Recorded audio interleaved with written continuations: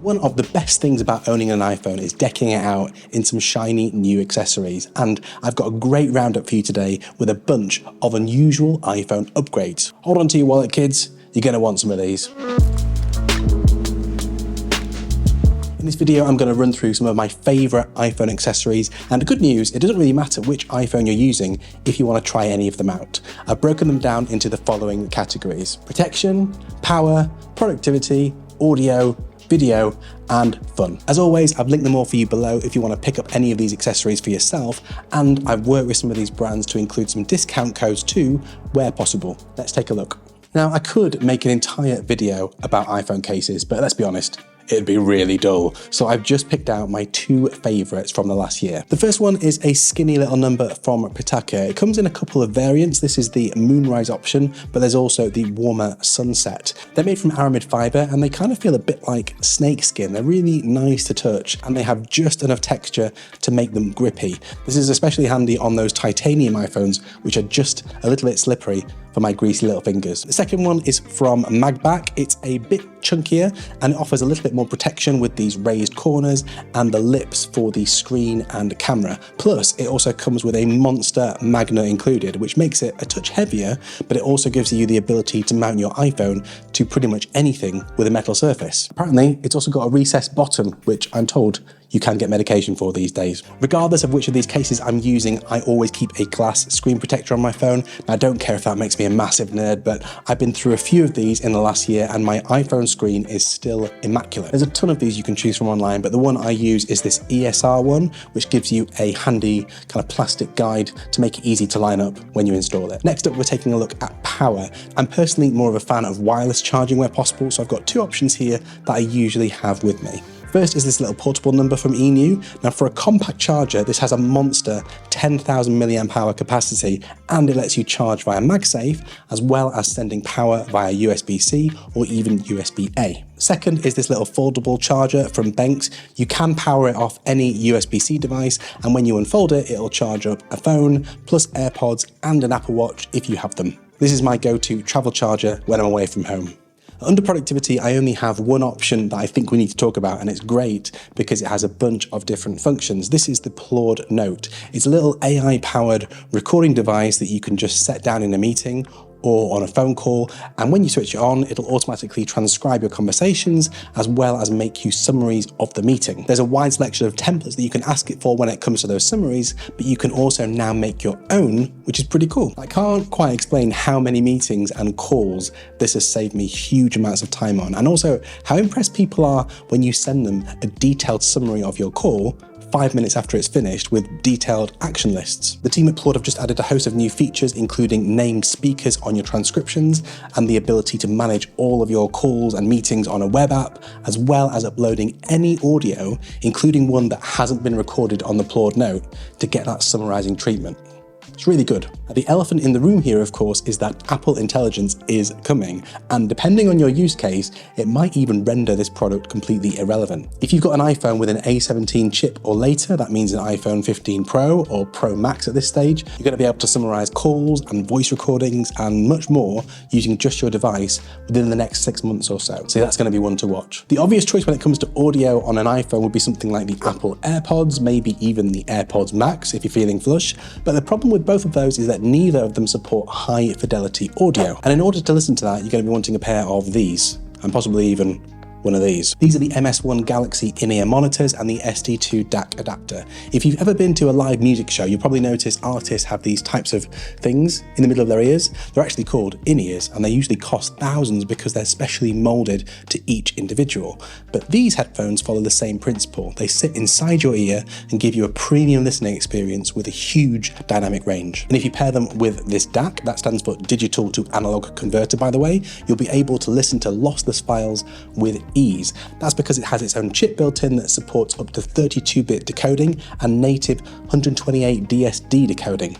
Now, I don't know what any of that means, but the main thing you need to know is that it makes music and films sound amazing. Now, I know I can't show you what these sound like, but I promise if you pop these in and fire up a high quality lossless audio track, you'll definitely be able to hear what I'm talking about. Now, you can get this kind of music on things like Tidal, and most recently Apple Music have updated their entire catalogue to include lossless, and it's just ace. It's a bit like the audio equivalent of taking off a pair of dirty glasses and being able to see clearly for the first time. I'm rediscovering loads of albums that I thought I'd listened to properly in loads more detail because I've got this lossless experience. Oh, and because it's USB-C compatible, it'll let you do that on all your other USB-C devices too. So that's listening to audio, but when it comes to recording audio, I tend to use these. This is the Rode Wireless Pro Kit. I've been finding that I'm recording quite a lot of short content with this at the moment because the audio is so much better than anything else I've tried. Certainly a lot better than the built-in mics from a camera, and definitely from your phone. You just pop in the receiver here, switch on one of the two transmitters, and then you're off. Here's an example of what a recording sounds like without the Rode wireless mics. And here's an example of the audio with the Rode mic connected into my phone. There's no other audio tinkering going on here. This is just straight out of the camera.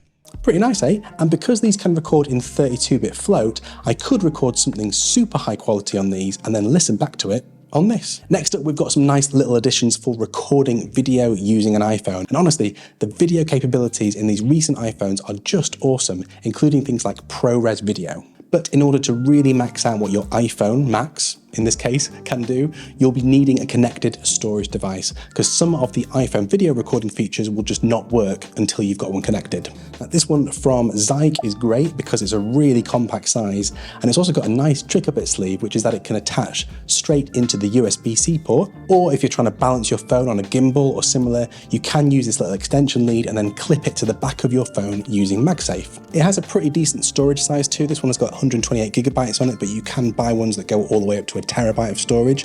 This one will record about 8 minutes of video at 4K 60 or 20 minutes at 4K 24 frames per second. At a glance, you can see on the built-in color screen exactly what temperature it's running at and also how much space it's got left.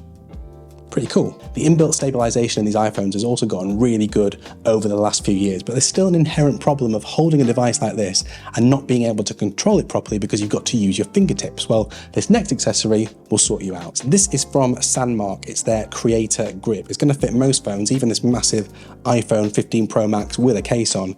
And if it looks heavy, it's because it is. Now that weight, combined with this huge camera-sized grip, is going to give you tons of stability and, well, grip, and it has the ability to switch between vertical and horizontal formats in a cheeky little twist. The built-in shutter button is Bluetooth operated, and it's also got a little thread on the bottom if you want to pop this on a tripod for a nice stable shot.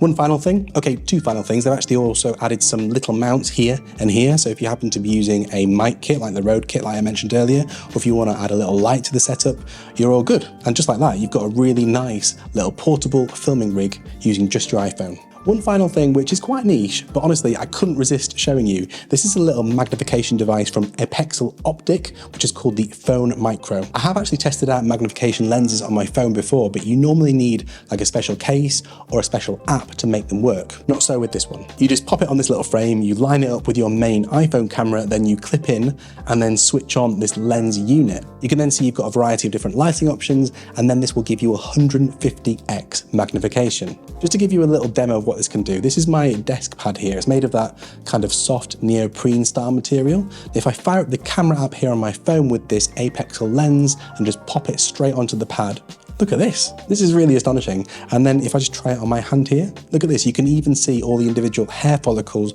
on my skin. Absolutely crazy. If you're looking for a gift to buy for a bit of a camera nerd who's got everything, get them this, they'll love it. And finally, once you've done all of that, you'll be wanting to have a bit of wind down time. I've actually featured gaming controllers on the channel before, and generally, I've found that iPhone gaming controllers are a little bit on the flimsy side. I'm not going to mention any names, but sorry, my backbone's really hurting today.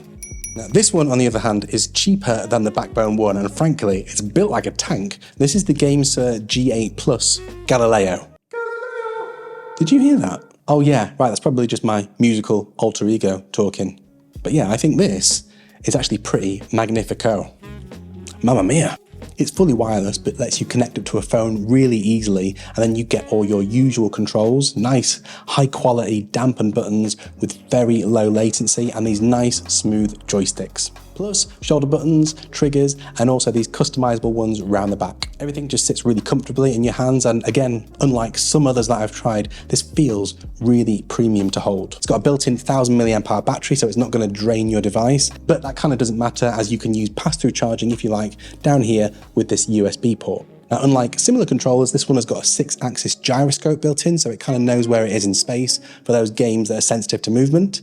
Plus, it's got a rumble motor too, so you get great haptic feedback to give you that extra bit of immersion. I've already used this with a few iPhone only games, as well as using PlayStation Remote to play some of my favorite PS5 titles, and yeah, in all cases, it works really well. It's also very extendable, so you can pop in an iPad mini easily if you want a bigger screen, and if you want a massive screen, you can even attach a Nintendo Switch.